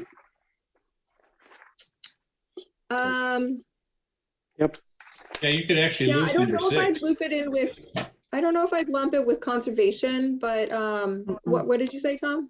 You could lose number 6. And Just keep it under the same policy. Just, Yeah. yeah, yeah, related to policy number Okay. 2. okay, that's a good idea. Okay. Okay. Hey, Dan, we Alright, so got we'll rid of a just strike policy for you. line 6. Hey, there you go. Good. Just get rid of 6 as a policy, but the strategy up as number 6. Yes, exactly. Got you. Okay. Yes. I'm a little slow. No, it's tough. No, it's hard to do this on a screen. Okay, so the next strategy is line 9. Collaborate with conservation partners to create and compile a publicly accessible database of educational resources and information about critical habitat, vulnerable species, and impacts of development and human activities on natural resources. I feel like this one could go up too. Because, I mean, you're identifying natural resources on line 2, and I just feel like this may be able to go up too. Sure. Everybody good with Strike that? out this, Mhm, strike out line 8, the policy, mhm. okay? Dan, we are on a roll. Oh, here we go. Okay, does Yeah, anyone and have then questions the only about the thing I would- strategy itself? I think that's good. And just, we ought to just take a look and see if we should just increase that policy statement to include, promoting community education and so Education. forth. Right. Good thought. Yes. But yeah, So no, we I could agree. change it to, like, conserve and protect Kennebunkport's critical natural resources through conservation and education. Education. You Yeah. sure? Absolutely. Okay. Awesome.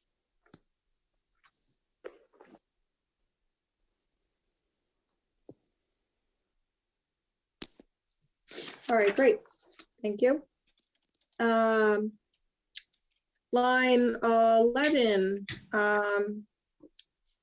within the rural growth area, require that subdivisions and commercial developments maintain open space to the greatest extent practicable. This is based off of a state recommended or required strategy, and I think something similar was in the 2012 plan, but it can certainly be tweaked if the language is, you know, too strong for your liking. No, I think, I mean, you know, within the rural area, you know, within your rural identified area on the growth maps, I think it makes sense to have supportive language for maintaining the open space in those areas. Okay. Okay. The next strategy is line 12, encourage the use of native plants on public and private property. And this is a red box because it was identified by the Board of Selectmen in November 2020 as a potential strategy. I think I wasn't actually at that meeting, but Tom has flagged all of the strategies that, you know, made sure that we include those strategies that were highlighted during that meeting. Okay. So the red flag is just temporary. It's just to let you know where this one came from. Sure. Sure, thanks. What's the besides a palm tree, what's a non-native plant? What would be an example of something we would discourage? Things like Um, Japanese knotweed, barberry. We could go on and on. Even some of the Rosa rugosas, Yeah. the I mean, standard one things is that very used to invasive, 25 but there years are ago- alternatives. Yeah, 25 years ago were beloved plants, and now they're a nuisance because they've just. Sea roses? Yeah, some of them. I Yeah. love those things. Yeah, we all Oh, do. great. The benefit of native plants is typically, especially for, you know, when we're including them in the natural resources chapter, is that they often provide better habitat, so food or shelter for the animals that live in this area. And so that's Right. that's really the That's really rationale the reason, behind- not for Yeah. not for behind the it. gardener's toil. All right, so we're good with 12? Sure. Okay. Yeah, great. 13 is amend the land use ordinance to require street trees for new development and redevelopment projects. So what do we do now? Nothing? We're not allowed to So- cut the trees right on the. I don't think you have to add things as a, you know, the town doesn't require the developer to add anything. I mean, Along the street. they cut around things and leave trees and so forth, but So this Yeah. is just, this is encouraging suggesting more shade tree, I think. along right? the roadways, to keep the Yeah. roadways shaded, Like, you know, the- with that. So we're just not looking at big lawns. Well, it's Yeah. also for shade for climate change, right? Yes. Werner, what do you think about this? Well, you know, this is one, yeah, I have had some questions about this one here. So when I see street or hear street trees, I think of the town's shade tree inventory that we have. Mm-hmm. And so we have a very extensive shade tree inventory in town. And, you know, to the point where the shade tree committee, I think at some point was actually looking to kind of cull it down a little bit because it was quite extensive. And, you know, it seemed that, you know, for a long period of time, you know, the strategy was just if there was a big tree, it got a tag put on it. And didn't necessarily go through kind of a process of, you know, sort of a value add, you know, type process. So I guess the question is, you know, is the idea to say, all right, if there are street trees that are in a private development, you know, is it the expectation that those become part of the town's shade tree inventory. Because if that's the, if that's the thought, folks should be aware that you have to go through, in order for it to be maintained, it has to go through an easement process. Now, we do have easements that we collect from property owners in order to accomplish a cost sharing, for the maintenance of those trees. And that's really currently what the shade tree program really does, is that if there are shade trees that are identified on private property, there are supposed to be easements in place that allow for cost sharing relative to the maintenance of those. So I just didn't know if that was the intent here, to add to that inventory into that program on private development, or if this was something different. Werner, I interpret it to be just requiring developers to plant trees. Yeah, but what's a street tree? What's the difference between a street tree and a shade tree? Well, street trees show up like in the road right away. So if you've got a 50-foot wide road right away with sidewalks, it's the addition of trees along that roadway as well. That's what a street tree is. It's a view thing. But developers, is talking about a tree right in the sidewalk area. What control do developers have over that?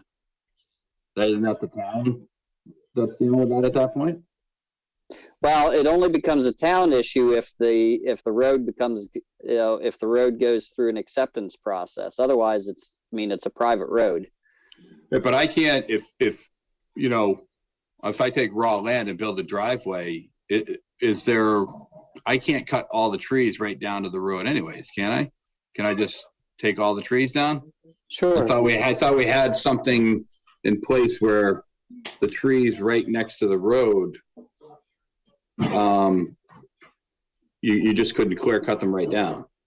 Well, don't confuse what's in a town right of way, where you might need permission to get, to clear something for sight distance for a driveway entrance that's in a town right of way. I don't know if that's what you're referring to. That's what I'm struggling with, is if I develop a piece of property, I'm not going to go whack 100 feet, down the road. If my site review only dictates that, I need to do 50 feet in or whatever it takes for the emergency to build the driveway and stuff. Like, can a developer just go take all the trees down the whole property right now, right on the road? Well, ultimately, you as a private property owner, if you want to cut trees on your property, you can do so if you're not within a shoreland zone. Right. Okay. And that's something that you can do. The bigger question is if you wind up with a lot of, disturbed land area. So let's say that you decided to, not only did you cut the trees, but you were also pulling all of the stumps, for example, and you had a lot of disturbed land area. Let's say you were creating a pasture, for example, we've seen that happen, right. Not necessarily in the port, but elsewhere, where folks will clear cut a huge area and stump it and turn it into pasture. There's regs surrounding just the stabilization of those areas, but if you're not in a shoreland zone location, like you're able to do those types of things. Okay, thanks. So this one is attempting to have our streets have trees along them. I think that's the purpose of this one. Yes. Yeah, I think that's the purpose. And I think that what would be good feedback, for me to work on editing this, is whether or not you feel like you want more control over the ability to require trees. Yeah, and development projects. Yeah, I think what you simply put in here is that you support strategies that encourage developers to put in street trees in residential subdivisions, and encourage buffer plantings on on, redevelopments, site plan redevelopment projects, if it's, if that type of project calls for it. Sounds good. Okay, so do you want me to leave take out the land use ordinance part of this? Or add in also buffers? Yeah, so the subdivision piece of it would, that would go to the subregs. That's more of a performance standard for the subdivision regulations. And the land use ordinance, I mean, it has, it has language relative to buffering, but it's more relative to like parking lots and things, things of that nature is really where you deal with kind of the, the visual buffering piece. But I don't have any, I don't see any issues with, ensuring that, that there's adequate buffer requirements, within, within the site plan review standards. Okay, so, and you have some buffer requirements currently, right? Correct. I guess what I didn't see was a requirement for shade trees trees specifically.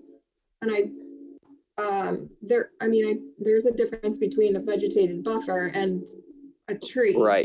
Right. And I'm open to scrapping this or including it. I just want to make sure I'm understanding which direction that folks want to go. I think there's a lot to consider on this. I mean, there's going to be other variables like power lines, how far back do those trees go? You're not just going to be able to plant trees right near the power line because once those grows up, I don't know. I think there's a lot to consider on that. Different variables, residential, commercial. But with climate change and temperatures getting hotter, wouldn't we want to encourage street trees and shade trees? As well as buffers. Yeah, we can encourage it, but I don't think we should be telling people what to do with their own property. I mean, if somebody wants to have a lawn, they should have a lawn. I don't want to get into, we need to instill in people doing the right thing. And I don't think an ordinance is always the answer.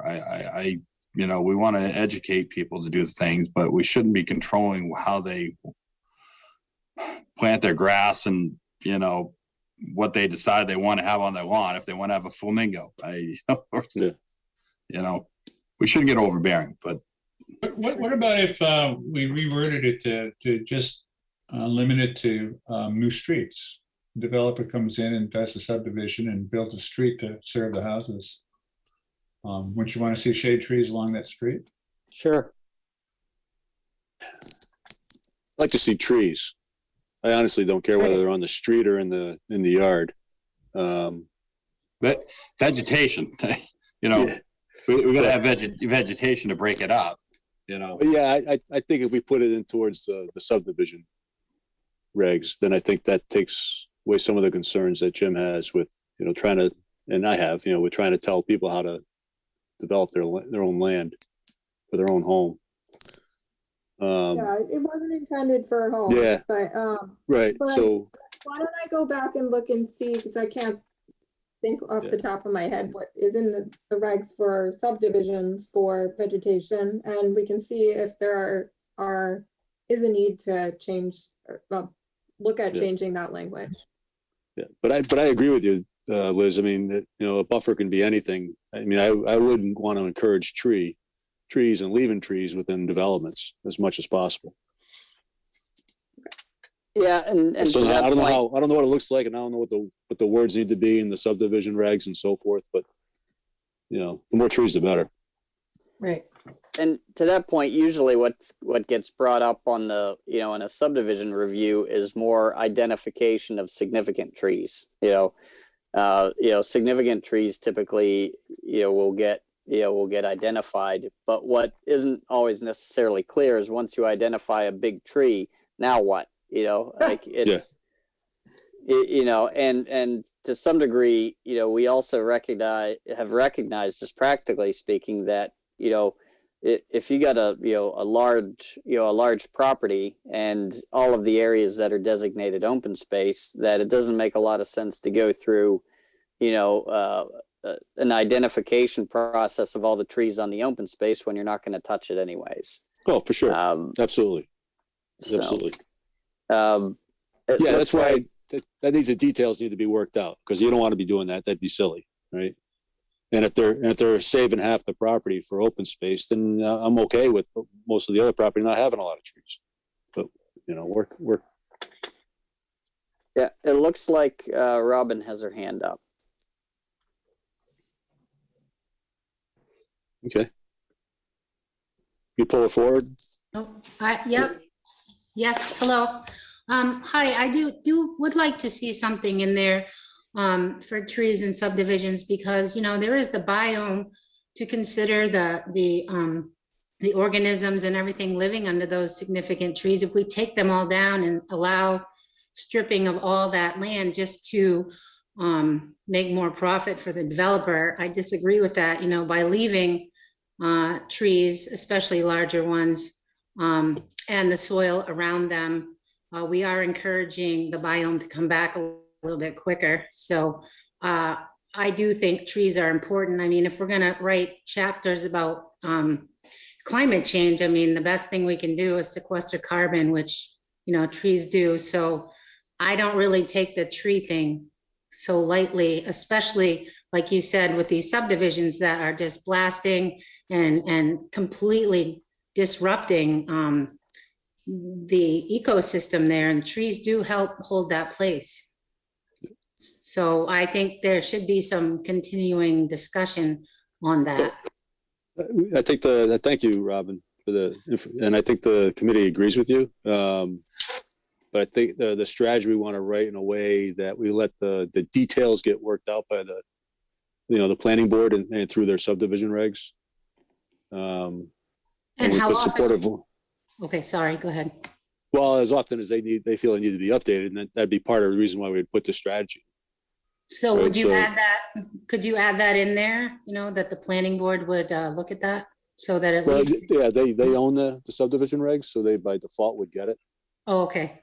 Yeah, and plus our plan is to also, as we go through our implementation piece, is kind of assign these to different committees that we also get their buy-in on them. Yeah, and therefore adjust. Yeah. Yep. Okay. Well, just wanted to put my piece in for the trees. No, absolutely appreciate it. Thank you. Thank you. Yep. And there's also, I think, I don't know whether it goes into, you identify a tree in our current regs, and then what? It gets built, title gets transferred, and then the tree gets taken down. I don't think there's anything in our, there's nothing about preserving that tree beyond the original site plan, as long as it's not in the shoreland zone. So it seems to me that's kind of a planning gap that could be plugged. Well, the alternative winds up being whenever you have trees that are part of the shade tree inventory, and if there's a maintenance, if there's a maintenance agreement that's recorded, if it's on private property, then, that's an agreement that gets recorded at the registry, that follows along with the property. I think that's an example of where, those agreements get transferred from owner to owner. But typically that doesn't, the average subdivision, somebody takes his title and decides for whatever reason he wants that tree down. And it's not on the, I mean, it's not registered just because, as if I understand it, it's not registered just because it was on the site plan circled and said it stays. There's nothing that preserves it. No, what winds up having to happen is, so let's say, for example, you have you've got a buffer strip, that gets identified on a property as part of a subdivision, and and it states that, the veg has to remain in its natural state. Those types of buffers, that language typically gets recorded along with the deed. in the description. So say you've got, lot 10 has a 30-foot, non-disturbed vegetated buffer, located on it as per, whatever the plan is for it. That'll typically show up in the deed. There's usually language in there that talks about, in terms of removal of, dead, diseased or dying, veg, that's usually also identified Well, in there. of course. But it does have, if it's part of a subdivision, and again, it's usually more on a buffer basis as opposed to this particular individual tree. I think I know where Paul's going, but we want to encourage people to, we keep doing on street trees. I think it's a great idea. Like, if you have a lawn, you got street, you have these nice, beautiful trees. I think I would encourage that. It looks great. It provides the shade. What you were kind of referring to, Warner, is, we can't regulate if the new owner cuts it down, but we want to encourage people to continue to have those street trees because it looks better. It's beautiful. It creates the shade effect. But you're right. If a tree gets old, say the wind takes it down, Paul's saying there's no ability to enforce that,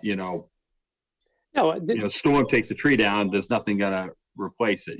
I think, in my opinion, I think we want to encourage as much as we can. Do we require that? I don't know, but we got to encourage it. So I'm just going to jump in, and I think we're talking about a couple different things here, and maybe what I can do is go back and look at the regs. My intent was really just talking about in Great town trees. trees. But there are often requirements in site plan regulations, for example, that require replacement of vegetation for X number of years if something dies, that sort of thing. And if that's an area that the planning committee wants to explore, we can certainly do that. But I think we should just flag this one for now. Yeah, let's do that. With an X, and then come and revisit it and think about what folks really want in terms of strategy or strategies to protect trees and vegetation and to encourage the presence of trees. That's a good idea.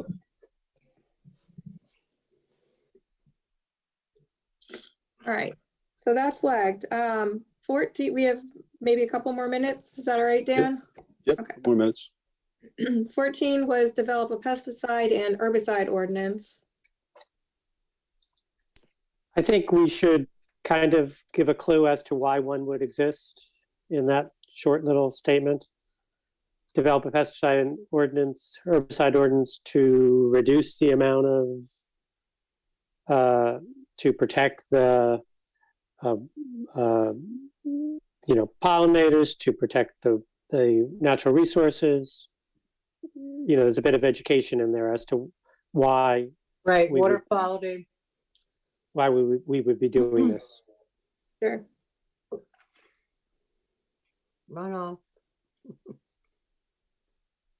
You get that for safe application to protect.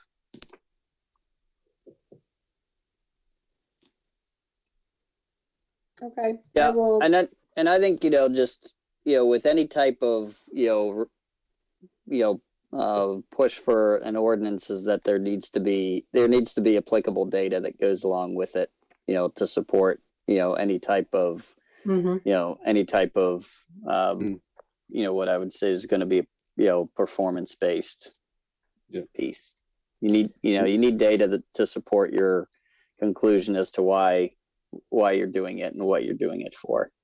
And to your point, Werner, I think we should add as a strategy to like up in Casco Bay, they have tested and have shown, it was done by a private organization, but they showed that the from the storm drains, from the runoff, that this was all ending up in the bay.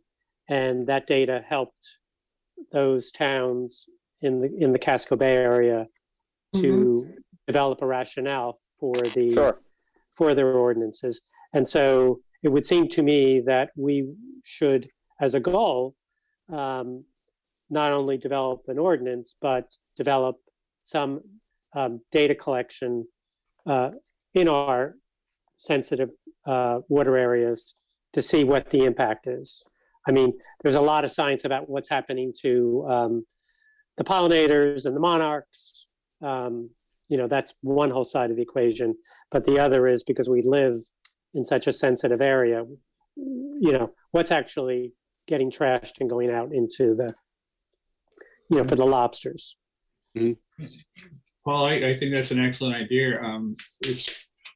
It's kind of addressed in the water resources strategies. And when we talk about those, we can.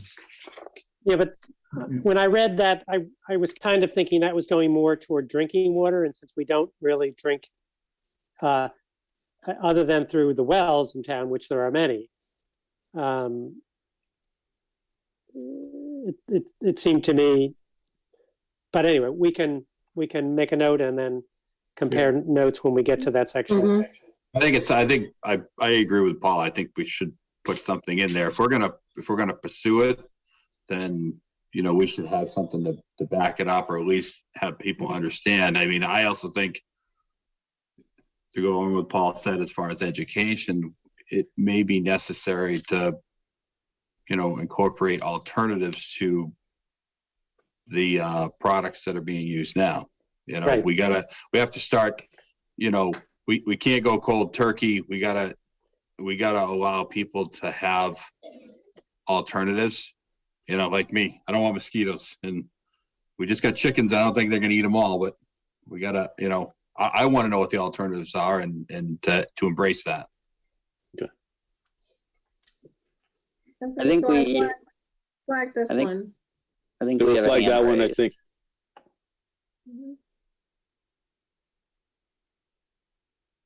Well, Werner? It said, I think we have a hand raised. I think we have Melinda would like to speak.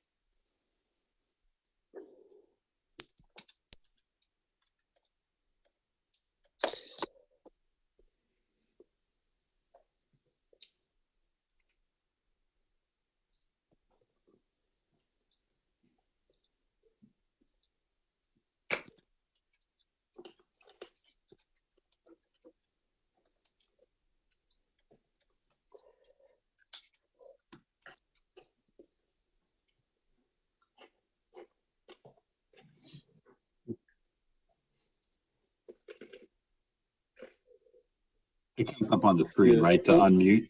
Oh. Yeah, Melinda's mic is still off. Yeah. Okay. All right, we are closing in on our witching hour. I would suggest that we hold there. I think these last two we flagged. I think in general, we're supportive of doing something to on trees and also on the pesticide herbicide ordinance, and look at adding another strategy associated with education and data collection associated with pesticides, herbicides. Did I sum that correctly, guys? And alternatives. I think so. Yeah. Yeah, education to include alternatives. Right? Yeah. Absolutely. If you live near a marsh, you can get dragonflies. I know they work right around my house. That's They do a right. great job, and they're fun to watch. B-52s. Yeah, absolutely. So can we pick up on this at our next meeting? What's that date? That would be January 4th. Is that? I don't have my calendar. Probably that would be a Tuesday. Tuesday? Yeah. January yeah. 4th. Yeah. Okay. So January 4th. Yep. We'll pick up on protect rare and endangered species. Tom and Liz, will you guys send out a draft 3 with the changes we made earlier, or you want to wait till we Sure. get through all this and then go? Yeah, we could do that. I think we should probably focus on moving forward. Yeah, let's do that then. Let's just worry about Yeah, what we'll catch up later on that. You don't need to waste your time on that. Okay. Okay. When we do make changes, do you want to see the changes in track changes, or do you want us to just make these changes? Let's do Um, track changes so people can see, because we'll Yeah, it's a probably lot forget easier to about it. review. Yeah, do track changes. That'd be better. I know I'll forget the specifics. Okay. So thank you very much, guys, for leading us through that. I'll make a I think motion, we adjourn. Well, can we just do the Do we have minutes? minutes? We do have minutes. So let's do that. Yeah, the minutes of October 19th, 2021 and December 7th, 2021. Make a motion, we accept October and November meeting minutes. I'll second. Any discussion on those? Shannon, I don't know how you do it. Takes a long time. It does. It I have does no take a life while. anymore. We That's okay. appreciate it. I love appreciate it. Thank you very much. You're welcome. So all in favor? Aye. Aye. Great. So we got those. And now we can do next steps, which we already talked about. So then go ahead, Paul, and make your motion. In the absence of Mr. Fitzgerald, I'll make the motion that we adjourn. Second. Okay. All in favor? Aye. All right. Aye. Thank you all. Thanks, And, everybody. Merry Merry Christmas. Christmas. Happy Merry holidays. Christmas, Happy New Year. everyone. Yeah, happy holidays. All right, bye. Bye.